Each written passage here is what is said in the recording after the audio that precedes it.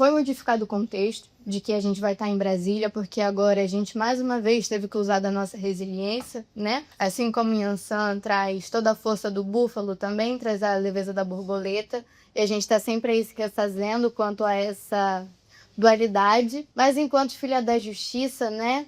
Mulher do dendê, do mel também, a gente tem que pensar nas coisas novas que estão sendo apresentadas, e essa marcha, a segunda marcha, tem algo pioneiro. Tem algo que dentro desse contexto tão caótico que a gente está vivenciando, a gente, sobretudo entre gerações, a gente tem um contexto de pensar: tô lutando, tô cansada, mas não tô lutando em vão. E a minha luta não vai acabar. Por quê? Além dos temas centrais de reparação e bem-viver, a gente também tem um recado muito forte de ancestralidade e continuidade, porque é a primeira marcha nacional com um GT pioneiro de juventude. Então a criação desse GT fala o que pra gente? Que a juventude preta está se mobilizando, que a juventude preta quer construir, que a juventude preta valoriza não só a cultura, não só a luta dos seus ancestrais, mas quer dar continuidade. Então agora minha pergunta vem sobre a perspectiva de uma mulher preta, que potencializa as juventudes pretas. Nesse contexto, qual é a potência, a simbologia da criação do GT de Juventude esse ano? Eu acho que essa pergunta seria melhor respondida por você, né, Terra? Que está à frente do GT, né, e das delícias e dores que é, né, coordenar um grupo de trabalho nesse sentido, né, num movimento global como esse, né. Do mesmo jeito que você, Pérola, tem 18 anos e é a juventude para mim, eu sou juventude para muitas mulheres que estão hoje na marcha com seus 60 anos, 70, 80, 50, né? Então eu também sou uma juventude, não tão jovem, mas também estou ali no meio do caminho, né, dessa história, né? E também sempre fui muito cobrada nesse sentido, né? Vocês que são jovens, que precisam fazer alguma coisa, a gente está cansada. Eu acho que nós, mulheres negras, precisamos descansar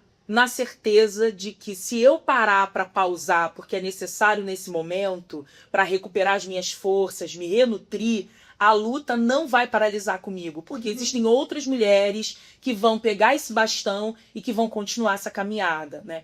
Então a luta também é feita de alternância, a luta não é linear. Se a luta fosse linear e reta, nós não estaríamos vivas. E a ideia é: fiquem vivas. Para quem estiver nos ouvindo, fiquem vivas, porque se a gente não estiver viva, com saúde, sorrindo, com tempo também para nutrir os afetos, os desejos pessoais, que também compõem a luta coletiva, é porque tem algo muito errado. E aí o esgotamento, a morte, o adoecimento, por causa de estar na linha de frente o tempo inteiro sem condições de pausar, descansar, ou enfim, receber colo, afeto, comemorar, é também muito problemático. Então nós precisamos acreditar em comunidade e acreditar que eu posso descansar amanhã porque a Pérola vai continuar o legado dessa história. Que a Ariane pode descansar depois de amanhã, porque quando ela estiver descansando, eu vou estar caminhando. E depois ela continua, né? Eu estava respondendo essa semana para uma mulher de 60 anos, favelada da Maré, professora de escola básica, e ela falou assim: eu vou para a marcha, mas eu estou muito preocupada, porque eu já sou uma mulher idosa, eu tenho fibromialgia, né? Enfim, que é uma condição que gera muita dor, tem limitações físicas. Ela falou assim: e eu não vou poder fazer, talvez, o percurso todo. Aí eu falei para ela assim: você vai fazer o percurso todo porque você não é uma só. Então, todas nós fazemos um percurso todo, ainda que o corpo físico dê conta de só uma parte, né? E eu acho que ter essa juventude engajada é sobre isso. A vida, ela tem seus ciclos, a gente não tem como fugir deles. A gente vai contribuindo com a vida de maneiras diferentes. Às vezes não é a explosão física que você vai ter aos 18, mas aos 60 você tem uma sabedoria que aos 18 a gente não tem, né? Como diria o provérbio chinês, né? Um velho de cócoras vê melhor do que um menino de pé. E é sobre isso. E como que essas trocas, essa confluência, pegando o Nego Bispo que você citou, é necessária para que a gente troque essas sabedorias, troque essas experiências, para que a gente caminhe melhor. Então eu acho que uma mulher hoje de 18 anos não é igual uma mulher de 18 anos também de 30 anos atrás. A Carolina de 18 anos não pensava igual a Pérola de 18. Então a gente também vai acumulando, acumulativo, essa sabedoria, essa ancestralidade, essa história, e assim a gente vai cada vez mais conseguindo espaços melhores. Então ter um GT de juventude é fundamental.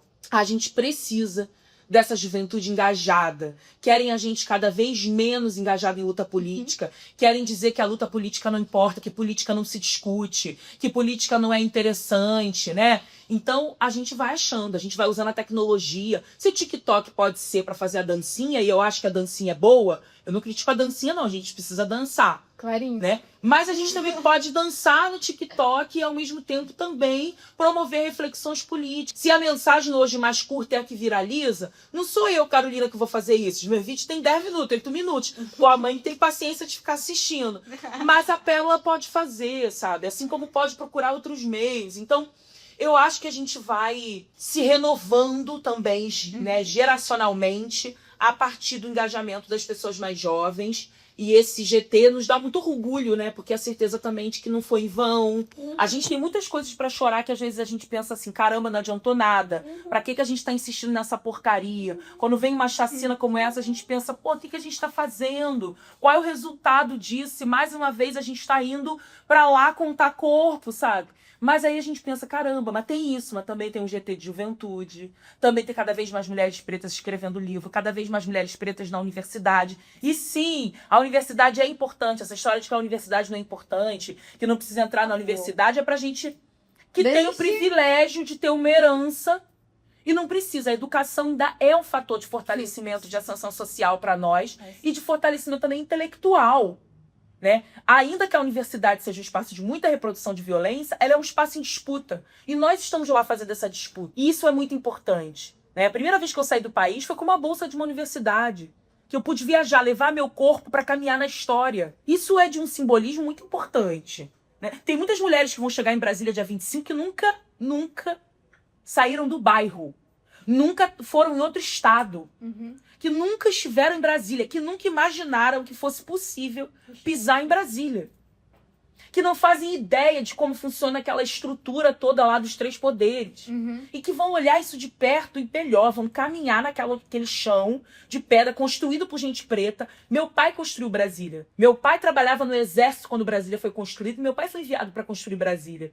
Alfredo Fumaça. E o meu pai falava, minha filha, Brasília é erguida em cima de corpos pretos. Não tinha sistema de segurança, as pessoas morriam e o cimento era colocado por cima para construir. E eu tô indo agora, e eu não tô indo para poder carregar pedra nas costas. Eu tô indo com voz, com lugar, com território, com parceria para poder defender e exigir os meus direitos. Meu pai, se estivesse vivo, teria 84 anos, eu tenho 38. Então, olha essa chave de 40 e poucos anos, 50 anos dentro de uma família, a revolução preta que essa família fez. Sim. Não seria possível se eu não estivesse lá. Fumaça passou o que passou meu pai, para que hoje Carolina estivesse lá. Carolina pudesse até se renomear. Olha esse poder, né? É um poder, né? A gente se nomeia. Quando a gente é iniciado, a gente recebe um nome. Que eu falo, orixá dá nome. Orixá não faz indigente. Não tem corpo preto indigente. Orixá dá um nome pra gente, dá um lugar, um território, uma identidade que nos foi roubada, que nos foi apartada, né? Então, na minha família, eu sou a revolução da minha família. Por que eu não vou ser do meu país? Gente, depois dessa fala maravilhosa, para contextualizar melhor, os GTs da marcha são grupos de trabalho que vão sendo organizados para a construção dela mesma. E a gente conta com diversos GTs, como o grupo de trabalho do financeiro, da mobilização e etc. E esse ano foi implementado o grupo de trabalho da juventude, em que a gente pensa aí em trazer a juventude preta mais para perto da gente. Eu fui a responsável por fazer a propositiva para o grupo de coordenação. Foi aprovado no dia 17 de maio desse ano, se não me engano, e estamos aí, mais juventude preta forte e presente para Brasília em novembro fazer a nossa voz ecoar. Nesse momento tão simbólico, sabe? Depois do Dia da Consciência Negra, que geralmente está aí para usar a gente, né? Chegou novembro, pipocou o preto, vem para cá, palestra aqui, cadê essa procura ao longo do ano, sabe? A gente vai levar para lá as nossas histórias que são construídas.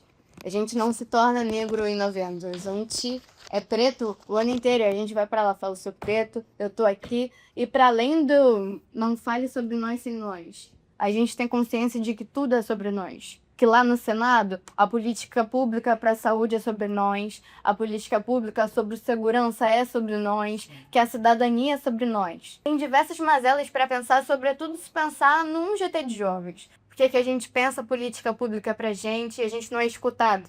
Nem tendo a nossa verdade escrita, ela é implementada de fato. Então, essas paradas precisam ser pensadas e a gente está lá para dizer isso. Para dizer com a nossa voz, não como quarta, mas como primeira, porque tá saindo aqui da minha boca em primeira instância, ao vivo, a cores, a pretos, e vai ser ouvido. Nós lutamos para que as nossas mais jovens tenham escolha. A nossa luta é para que a nossa juventude possa escolher.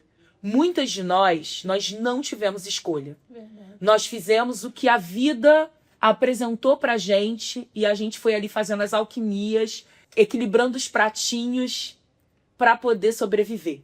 Eu tive escolha, não todas, mas eu tive algumas, porque eu tive uma mãe e um pai que trabalharam muito para que isso fosse possível. Você também tem escolha, Pérola. Você também tem escolha. E que cada vez mais a gente tenha jovens com escolha no Brasil. Uma coisa muito importante também é que a marcha, apesar da gente falar muito de dor e luta, porque obviamente não dá para ignorar isso na realidade do nosso país, a gente tem nos espaços de aquilombamento preto muita alegria. A gente dança, a gente samba, a gente conta piada, a gente conta história, a gente come, tudo gira muito em torno de uma comida afetiva que é feita pelas nossas próprias mãos. Então, para quem não está nos espaços políticos de reunião de pessoas, e de pessoas pretas, e de mulheres, e de pessoas LGBTs, eu queria dizer para vocês que não são espaços só de falar de dor e adoecimento. São espaços de celebração, de construção de afeto. A gente recebe, conhece pessoas que vão ser nossas amigas pela vida. A gente recebe apoio de maneiras inimagináveis. Tem tensões, tem brigas, tem diferenças, porque nós não somos todos iguais. Nós não somos pessoas iguais. Nós temos singularidade, subjetividade, somos pessoas diferentes, com opiniões diferentes, mas são espaços também de diversão. Então a marcha também tem alegria e diversão, para além de toda a luta política que está acontecendo. É importante dizer isso para que a luta política não afaste os mais jovens e as mais jovens, mas consiga também acolher. E que se vocês acharem que também não contempla a existência de vocês, que vocês possam vir para contribuir e também fazer diferente. Obrigada pelo convite. E vem pra marcha, vem. Vem pra marcha, vem. Vamos juntos, negonas, a Brasília, meter marcha rumo ao infinito. Agora eu quero chamar vocês aqui para todo mundo chamar pra marcha juntinho naquele pique. Vamos. Vem, vem, vem, vem, Vem pra marcha, vem, é mulher preta, vem, vem, vem pra marcha, vem. A Marcha Nacional das Mulheres Negras é mais do que uma caminhada, é um coletivo por justiça e dignidade. Pra fechar, Brasil, meu nego, a marcha chegou com os versos que a história pagou. E no dia 25 de novembro, meu bem, vamos estar lá para reescrever, para falar com as nossas palavras sobre o que é sobre a gente. Porque esse Brasil foi construído em cima, como o Dandara bem falou, de sangue preto e indígena. Então agora é hora de ouvir as Marias do Brasil, as mulheres pretas.